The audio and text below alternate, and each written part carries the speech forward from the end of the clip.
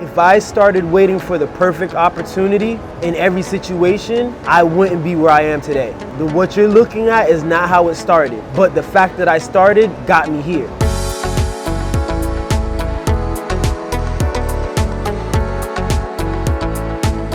I'm someone who follows their own path, their own beat in the drum, and figure out a way to share my talents, my skill set with the people around me. I think it all began really with, just following and looking at people around me, inspired by greatness and excellent people before me, and then realizing how am I gonna get there.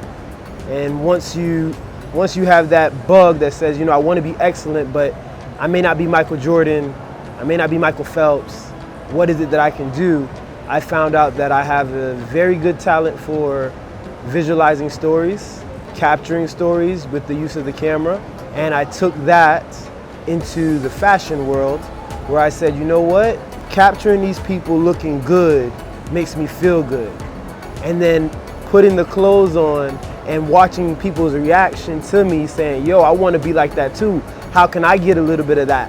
Because as I told you, my name is Eyo Ido, and everybody else here got the John and the Tom and the Timmy name. So they always knew I was connected to Africa and they wanted that. And I was able to bring my connection to them. Whenever anybody hears me, they want to know where I come from. And luckily I know that I come from Nigeria.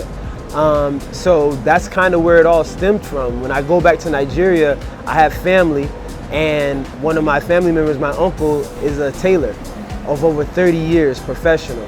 And just diving into him and learning his story, it was like, wow, Unc, you make quality outfits for all the people in the village, but nobody knows you. It's time for everybody to know you. That's how it started. It's me tapping into my family, seeing what they're doing and saying, well, shoot, let me learn how to do it. Let me bring it to the States. Just using the colors and the traditional cultural style fashion that comes from my homeland makes me very ecstatic. It makes me very, what's the word?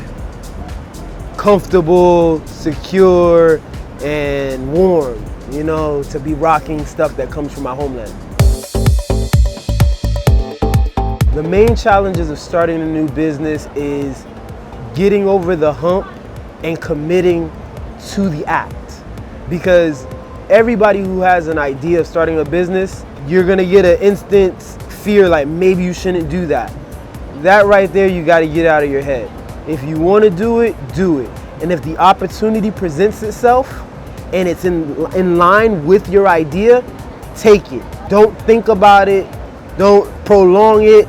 Action needs to happen as soon as the opportunity, otherwise you lose it.